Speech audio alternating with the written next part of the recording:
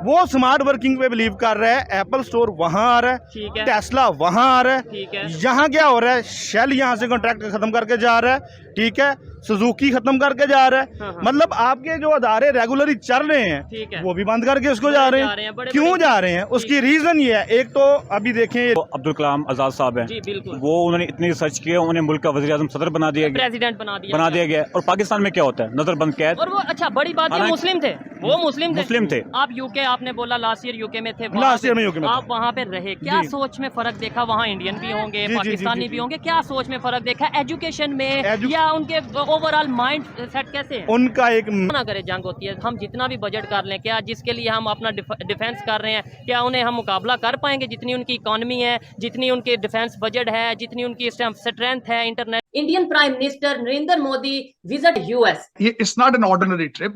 इस वक्त जो मोदी साहब आ रहे हैं, this will take US India relationship to,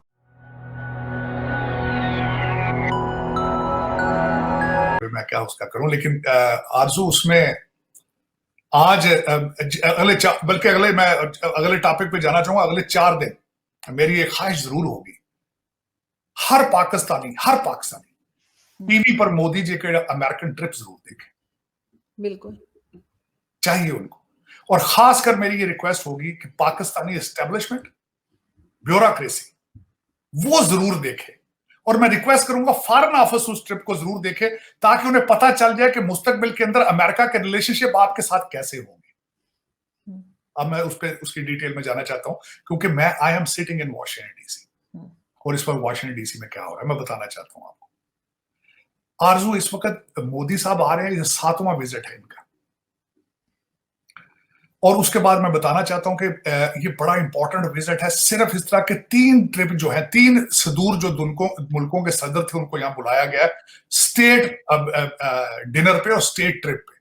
France का सदर और साउथ कोरिया का सदर, तीसरे मोदी साहब आ रहे हैं।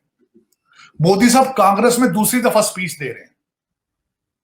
आज तक हिस्ट्री में जो जिन सदरों ने, जिन प्राइम मिनिस्टर्स या लीडर्स ने जो कांग्रेस में 2-2 बार तकरीरें की हैं, उनमें एक विंस्टन चर्चिल था, एक नेल्सन मंडेला था, तीसरा जो था वो जी हेलो दोस्तों, मैं हूं कमर सीमा। उम्मीद है आप लोग ठीक होंगे। दोस्तों, अमूमन मैंने देखा है कि जो लीडर्स बाहर जाते हैं तो वो national security issues, foreign policy ये डिस्कस करने जाते हैं, लेकिन भारत जो है उसकी लीडरशिप कुछ डिफरेंट करने जा रही है। मैं देख रहा था कि जो भारत के वज़ीर आज़म नरेंद्र मोदी जा रहे हैं अमेरिका, तो वो जो 2023 की जो सेलिब्रेशंस हैं योगा डे की, वो एट यूएन के हेडक्वार्टर में मनाएंगे, जहाँ पे 180 नेशंस आएंगे।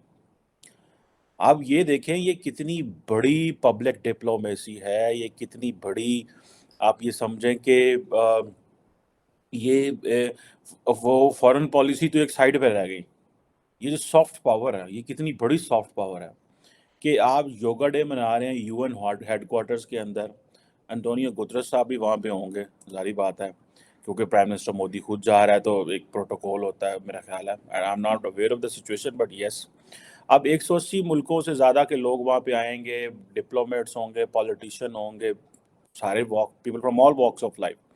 और वो जो इंटरनेशनल डे ऑफ योगा जो भारत मनाता है, अब ये हैं वो चीज़ें करने वाली, ये हैं वो चीज़ें करने वाली जिससे आप ये बताते हैं जी कि हम खित्ते में आपके लिए इम्पोर्टेंट हैं, हमारी वैल्यूज़ भी ठीक है, हमारा कल्चर भी ठीक है, और हम ये देखें ये सारी चीज़ें। So they are taking everything together.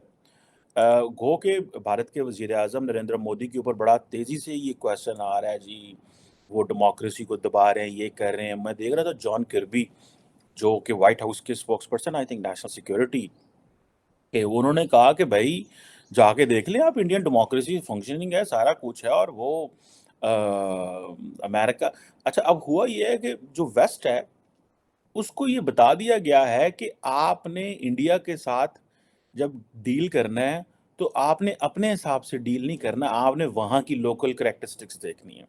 अभी रिसेंटली एक आर्टिकल आया है फॉरेन अफेयर्स में, जिसमें उन्होंने कहा कि इंडिया के साथ आपको जो है वो शेयर्ड वैल्यूज पे बात नहीं करनी, शेयर्ड इंटरेस्ट पे बात करनी है।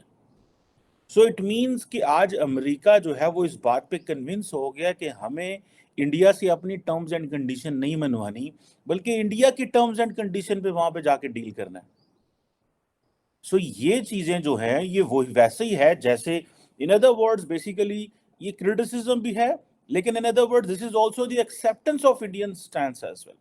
क्रिटिसिज्म इन अ सेंस कि भाई इंडिया उस तरह की डेमोक्रेसी नहीं है, वो कहते हैं जी हम ओल्डेस्ट डेमोक्रेसी है, ये कहते हैं हम सर ये जो टेक्नोलॉजी ट्रांसफर है एक मेजर शिफ्ट हो सकता है इस बार अमेरिकन पॉलिसी में इंडिया की तरफ, और बहुत सारी टेक्नोलॉजी ट्रांसफर हो सकता है। 100% टेक्नोलॉजी ट्रांसफर, जो इंजन बनाएंगे हम एमका का, ये इंडस एक्स, अगर इसके बारे में बात करें तो एकदम नया कॉन्सेप्ट है। सेमीकंडक्टर्स पे भी काम कर देंगे हम लोग, डिफेंस पे भी, कोऑर्डिनेशन पे भी काम करेंगे, बहुत सारी चीजों पे काम करेंगे।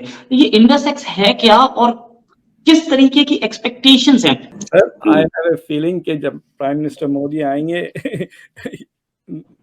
Biden is going to give him the key to the goodies.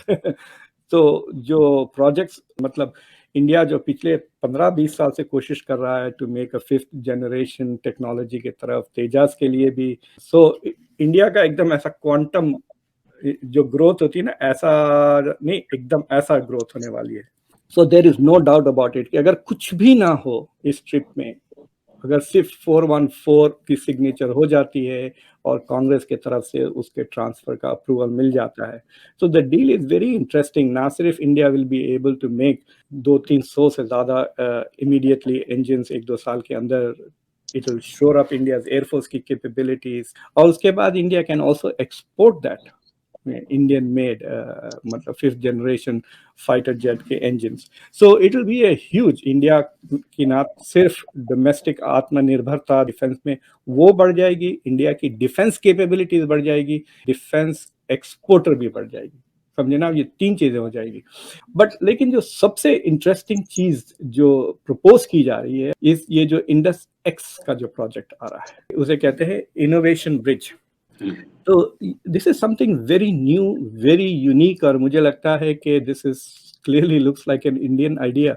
तो बेसिकली ये चाह रहे हैं कि जो अमेरिका के डिफेंस स्टार्टअप्स और Indian tech startups, they will work together to generate defence innovation. Let's say कि ये while they are working together, they come up with an unmanned aircraft which is going to replace 6th generation fighters. It is like saying that you are going to catch up. India will immediately catch up with the state of the art in defense technologies.